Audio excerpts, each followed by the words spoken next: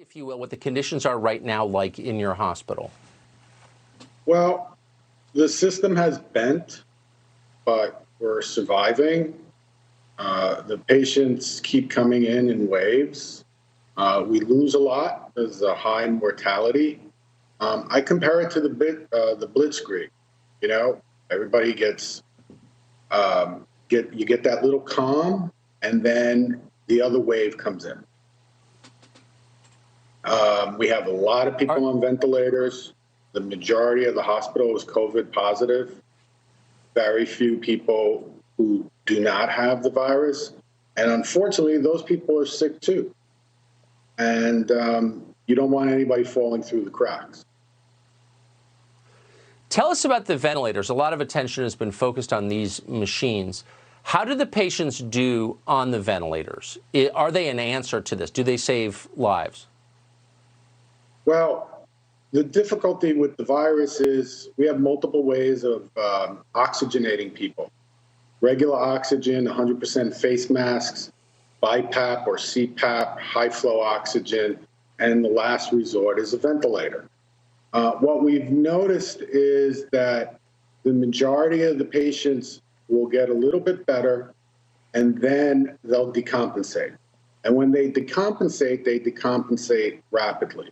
And it's at that point that they go on the ventilators.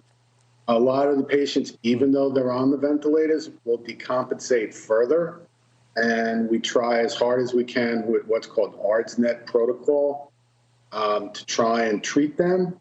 But unfortunately, a majority of them don't survive. We've had a couple of successes where we're able to extubate patients and they've improved. But for the majority of the part, we're losing a lot of our patients. I don't want to put you on the spot. Of course, we won't hold you to this, but give us a sense of the profile of the kind of patients you're losing. Age, physical condition, et cetera. We've had patients from 30 to 80. No underlying conditions. If they have underlying conditions, that's a strike against them. I have a very, very sad case. Unfortunately, he went to an emergency room, had some changes on chest x-ray, was sent home because his oxygen was okay, excuse me, and in 24 hours presented to our facility, decompensated, was emergently intubated, placed on 100% FiO2, which is the highest you can go, and is not going to make it. So we get patients from every walk of life, every age. The higher their comorbidities are, the higher their risk of mortality is, if that answers your question. It does. Unfortunately, it does. Let me ask you one final question. Are you concerned about your own health? We keep reading about how doctors and nurses are at such high risk.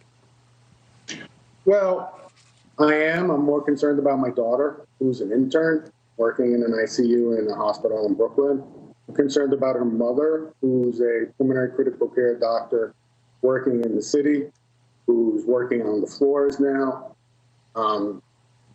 I've been okay. You know, I've been one of the lucky ones who started on Plaquenil as prophylaxis. If you read the literature, there are some people who say that different blood types are higher risk for the virus. I'm O positive, which is low risk for the virus. So far, I've been lucky. But theoretically, if there's anybody who should have been positive by now, it should have been me. Yeah. Boy, thank you for what you're doing, Doctor, and Godspeed to your wife and daughter, too. Thank you for joining us tonight. We appreciate it. Thank you.